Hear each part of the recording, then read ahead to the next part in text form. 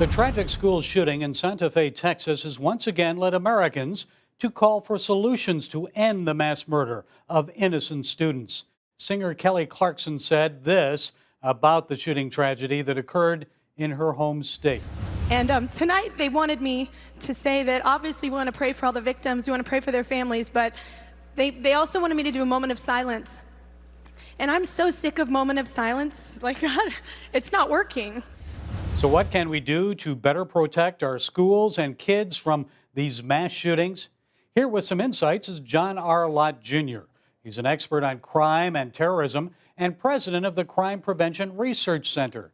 Dr. Lott, thank you for joining us.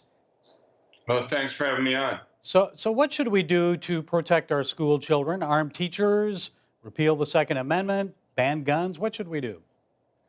Right.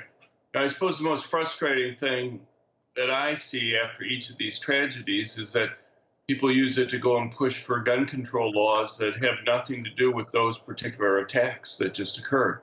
In fact, people are often offering solutions before we even know the facts of this particular case.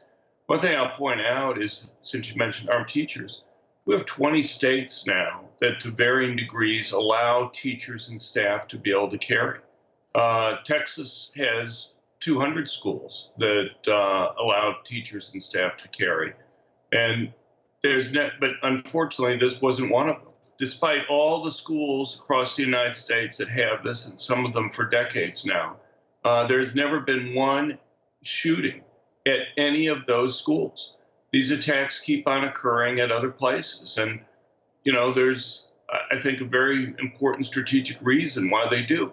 Officers in uniform are helpful. They have almost a heroic job in these types of cases. The problem is that when you're in uniform, it's kind of like having a neon sign above you that says, "Shoot me first," because these killers know if they can take out the person who they know is armed there, they will eliminate any opposition that they have.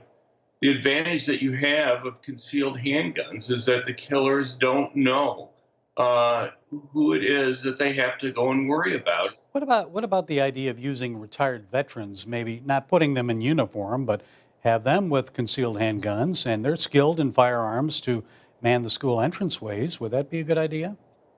Look, I have no problem with those types of things. The issue that you still have to deal with is whether somebody's in uniform or not. If they're readily identifiable as having their job being security that's there, then it's almost the same as if they were in uniform.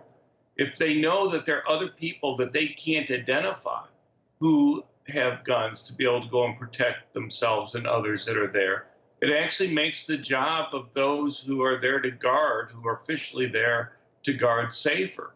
Because the killer knows if they start to go after that, it leaves them open to somebody who may be behind them or to the side, that they don't know whether that person can stop them or not. Now, Dr. Lott, I know some teachers, many teachers actually, are opposed to this. I guess they don't trust their own colleagues, or they fear that students would get a hold of the gun or so forth. Is that a concern? Look, as I said, we have 20 states now that actually have experience with teachers and staff carrying. You have some states like Utah where 5% of the teachers carry and 10 to 12% of the staff carry. The types of concern that you just raised about losing control of the gun and somebody else getting a hold of it simply has never happened.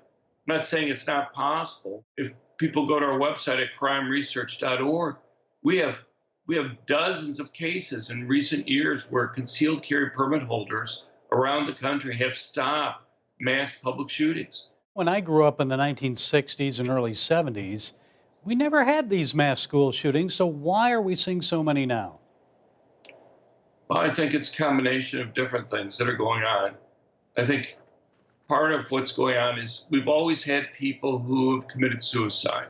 And in the past, they would just go and commit suicide. Someplace along the line, you've had people who wanted to get attention, who wanted to commit suicide, but now they realize that they can go and get national and international attention by the more people that they kill. Finally, then, a lot of pressure is expected to be placed on state officials, also on Congress because of another shooting. So, Right. what should be done to transform our culture and start changing our thinking about this? I think rather than having signs in front of schools that say this school is a gun-free zone, have signs in front of the schools that say selective teachers and staff are armed and will use their weapons in order to protect the students and themselves if an attack should arise. Would you put a sign like that in front of your own home?